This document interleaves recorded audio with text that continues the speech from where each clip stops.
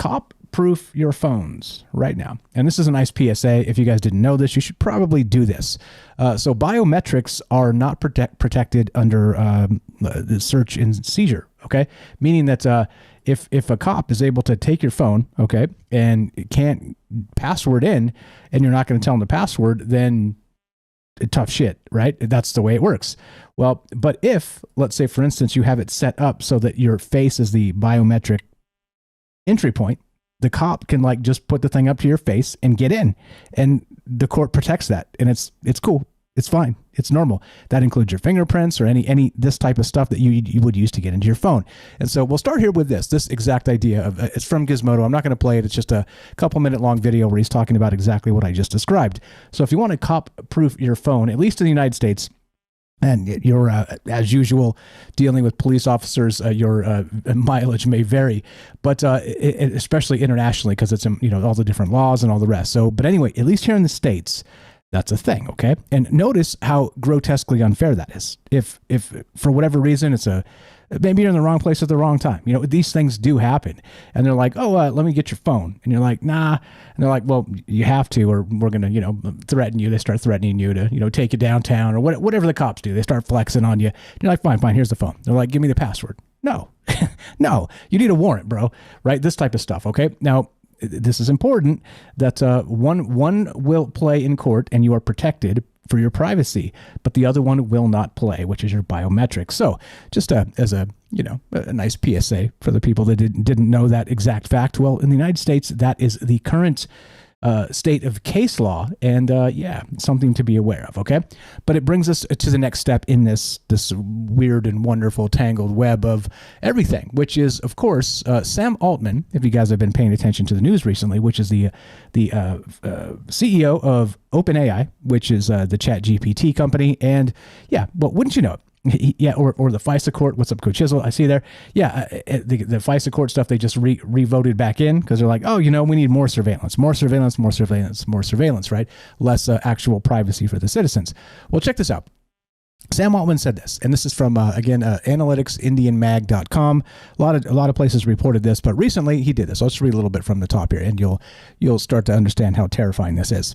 So in a future where each individual has access to their own personalized AI companion, very Brian Romilly-esque, like we've been talking about quite a lot, OpenAI CEO Sam Altman believes we would need to redefine privileged information.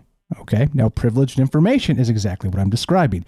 Things that are protected, Fifth Amendment protections, where you are not compelled to testify against yourself. Okay, if you're familiar with the Bill of Rights, then you do know that. If you don't know that, you should refamiliarize yourself, because the world's changing fast. And what this looks like in the next 5 years, I don't know, because they're going to be trying to change this.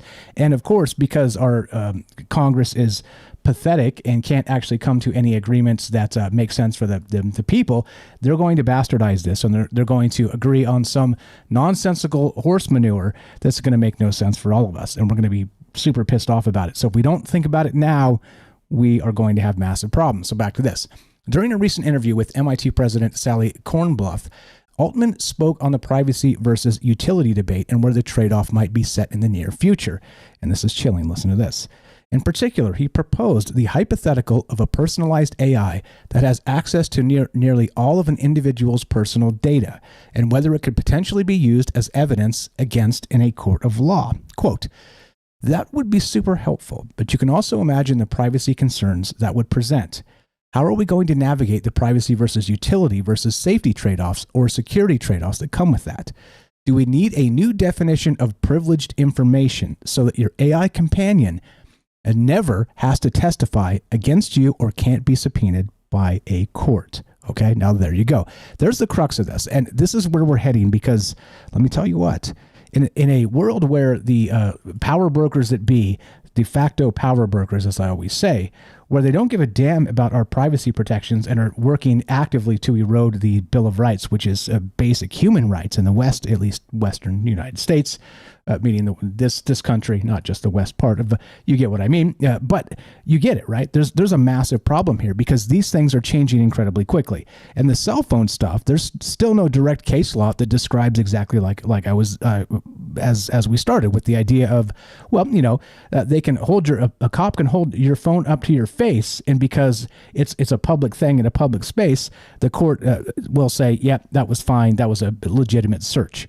What? No, no, absolutely not. Right? That's ridiculous. And so that type of stuff is exactly what's on my mind tonight, because this gets even more terrifying, because as we start to build these personal AI assistants, it's keeping up with the Joneses. Okay. It's going to be this aspect of competing for everything, competing for resources, until we are in that, post-scarcity world, as we always talk about in the AI sphere, Star Trek future, this type of thing, right? Which is wild. All this stuff is incredibly wild. However, the most important part of this is, where does all this kind of come together? What does the rubber meet the road in terms of a personalized AI system? And can it be used to testify against you? Is that privileged information? And of course, we've got the graphic up here on the screen of a robot sitting there in court testifying before a jury of your peers, right? Because, well, does an AI system have peers at all? It would have to be its own AI system peers. Anyway, there's a lot of really massive problems with this, and this gets even darker and more insidious the more we go down this rabbit hole. So the question tonight is this for you guys, regarding specifically the Fifth Amendment, which is this. The Fifth Amendment protections apply to civil cases as well. Oh, sorry. Wait, where is it? Okay, we'll get to this in just a second. So basically, where do we draw the line? And how much of this will actually be something that is necessary to remake the Bill of Rights? You get it? We talk about the robot Bill of Rights and, the rest of that stuff, but we're going to have to very quickly come up with a new set of rules that are standard human rights that, again, with a de facto power brokers who could give a crap about us and our privacy for the most part, we have a big problem looming. And that's what's on my mind tonight. How far does this go? And do you think that it should be protected? Do you think that you should not be able to compel an AI system to testify against you? And that's the first question tonight. That's the basic part of this, because, well, that's where we start. The Fifth Amendment creates a number of rights relevant to both criminal and civil proceedings. In criminal cases, the Fifth Amendment guarantees the right to a grand jury, forbids double jeopardy, and protects against self-incrimination, which is the important part here, because your AI would be an extension of yourself. It will be a collaboration of life going forward. You get my meaning, right? And so if you have a life companion, think R2-D2 from Star Wars or something to that effect, and this is a funny way to put it, could they compel R2-D2 to testify against Luke Skywalker in a galactic court of law? You get it? Like, this is incredibly problematic, because clearly and obviously R2 knows a ton of stuff about Luke Skywalker that most of the world would not, because he's his companion. He's his droid. He's his bro. He's his, is a wingman entirely for life. Okay. And so this becomes incredibly problematic with that specific thing. All right. So no person shall be held to answer for I'm not going to read the whole thing. It'll bore you to tears, but it brought to mind a lot of things. There's a lot of things happening. And of course, we're in an election season, as you guys know, and there's a problem with this, because everything is becoming further and further distorted. We knew it. We called it at the beginning of the year, like, oh boy, strap in, buckle up. This is going to get ugly, because we're in an election season, and all the nonsense that they're trying to feed us is going to be, as expected, as we predicted, nonsense and just stupid. And here we are. What is it, May? Sometime in the first week of May, something like this. And just as predicted, just stupid news cycles, people trying to distort the facts of everything and obfuscate all things, which is absurd. Which think of it this way: R2 ain't no snitch. Yeah, exactly right. What's up, Derek? So here's the thing, right? Regarding it's a digression. I'm not going to bring it up. I'll bring it up later, maybe, if it fits into the conversation. I don't want to steer us off into a weird political tangent, but just think of the news cycles that as they happen in terms of election years. And so I was going to bring it up to throw it back to 2016 and some of the main election issues then that seem to some persist, some have faded from all conversation whatsoever. And to me, some of the most important ones have been forgotten. That was my point. I'm not going to specifically point one out, because people are just going to get mad at me. And, I'm going to get mad at myself. But anyway, so in this election year, we have all this madness happening. And of course, our faith in Congress, our faith in the power brokers, the de facto power brokers, as I say, our faith is dwindling. We're getting tired of their crap and recognizing that they are no longer representing the people. They're representing their interest to stay in power, okay? Which is clear and obvious. I think you could probably ask in a very wide poll if that's the case, and I'll bet you the vast majority of people would say, yes, that's what's happening, which is horrific, okay? Well, and as part of that, it is not just the election cycle business that we're talking about and sort of this weird dystopian version of what true reality actually is. We also have this other thing going down, okay? And this is from neurosciencenews.com, which I thought was fascinating as hell. Confusion over fact and fiction drives news avoidance. Oh, you don't say. Meaning people are checking out. They're like, nope, I'm not doing it because y'all are liars and I don't want to be part of this madness because I can't figure out what's what anymore. And notice this is something I've been saying for years. You've been saying this for years. We've been talking about this for years. You can look up a single thing that you expect to be a fact, and you can also find exact contradictory information in the news cycle that cancels it out completely.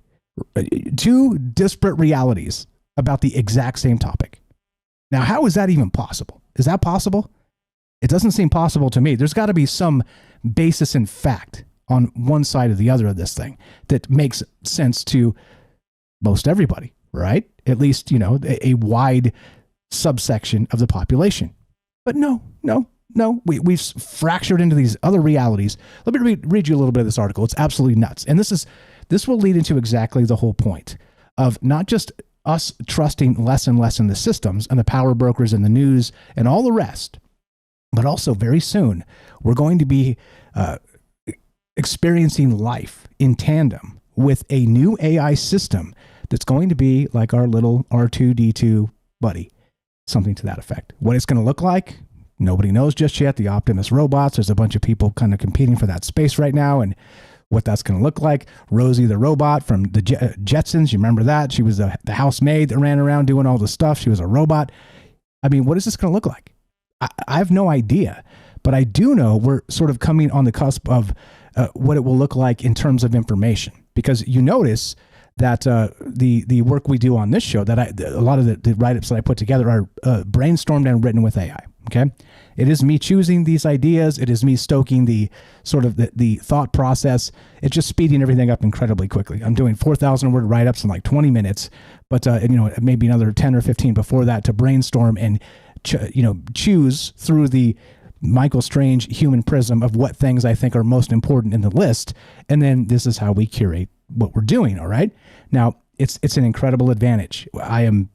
It's like I'm time traveling. It's like I just spent 6 hours going through a ton of possibilities and we're able to pick out the best ones, except it happened in 10 minutes. Okay.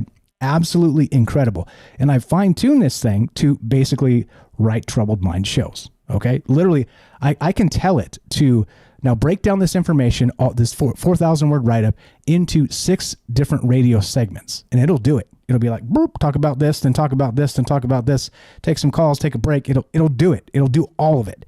Okay. And I'm telling you, it's incredibly powerful. This is where we're headed. And if we're not using this, we're falling behind. Okay. And this is not the gloom and doom of the AI scare of we're all going to lose our jobs. No, I'm just saying it's an incredibly powerful tool. And we're just scratching the surface of what this could look like in the future. Okay. That's my point. Now back to this. I'm going to read a little bit from this, again, back to not trusting the power brokers. Check it out. So difficulty in distinguishing fact from fiction is leading more Americans to actively avoid news. Oh, almost like it was planned that way, right? This phenomenon, termed news fatigue, is exacerbated by the chaotic digital media landscape and declining trust in news sources. Oh, well, who knew if the news sources would lie to us day after day after day after day that we would stop trusting them, right? Am I right? Yeah, right.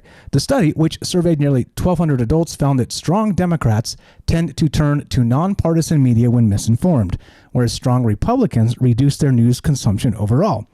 Either way, it's a middle finger to the establishment that's been lying to us for a very, very long time.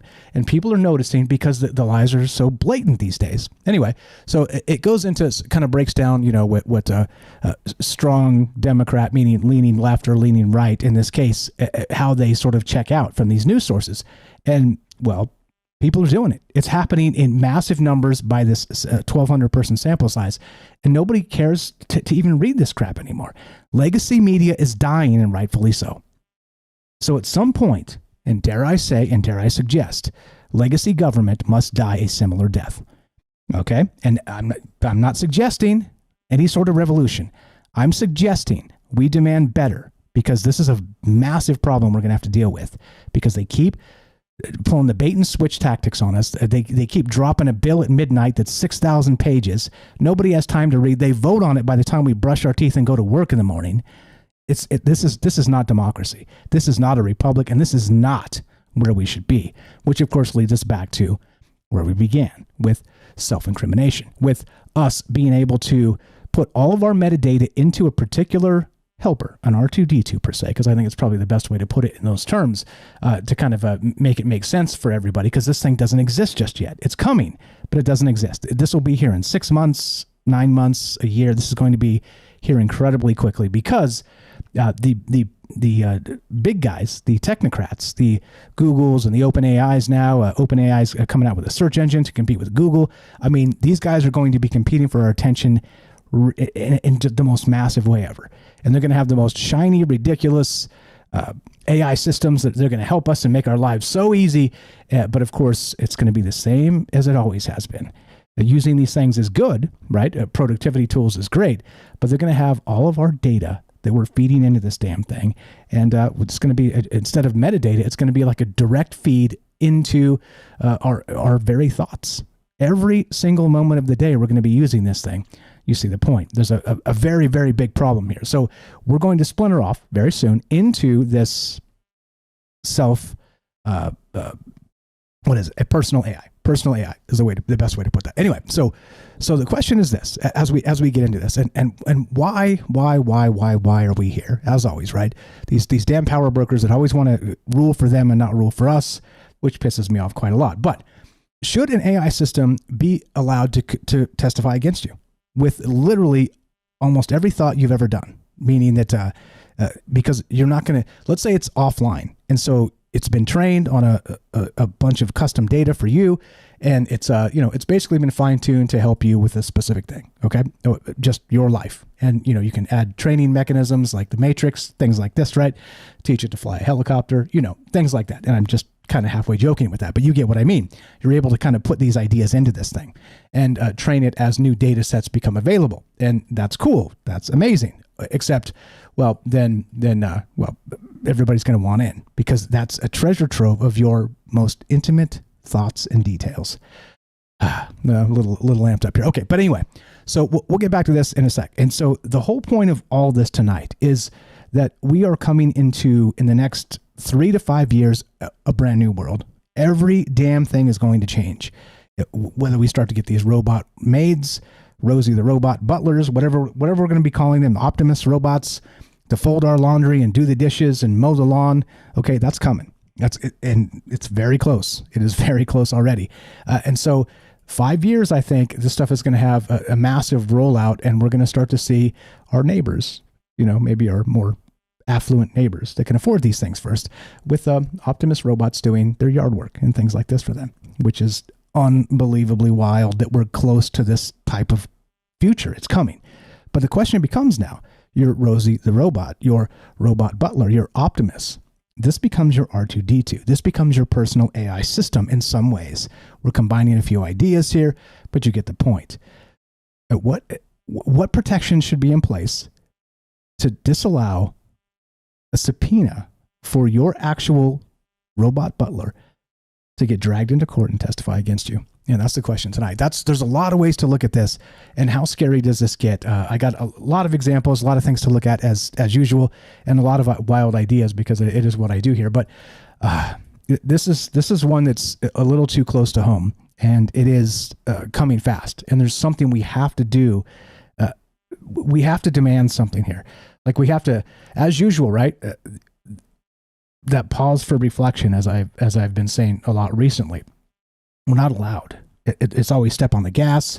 It's the next calamity. It's the next, obfuscation. It's the next problem, reaction, solution. And so we're not allowed to stop and say, wait a minute now, this might be the most important moment in human history. Let's get this right. But nope, the media news cycle is like, foot on the gas, keep on trucking and find out what comes next. And you try and catch up. And then again, they're going to put the omnibus bill out at midnight, 8,000 pages. You're going to go to bed. We're going to go to bed. It'll be voted and passed by the time you go to work in the morning. This is the world we live in. It's not fair. And it's accelerating. And the question becomes this, and this is what's on my mind first and foremost with this conversation, is how would you amend the Fifth Amendment or even the Bill of Rights entirely to include your AI robot, to include your R2-D2, your BFF, your OG wingman, your whatever you want to call it. And that's what's on my mind. And it's complicated, and I have no answers here. What I do have is the foresight to recognize what's coming and what they're going to try and do here, and how we're going to be asked to make some very difficult decisions as a society.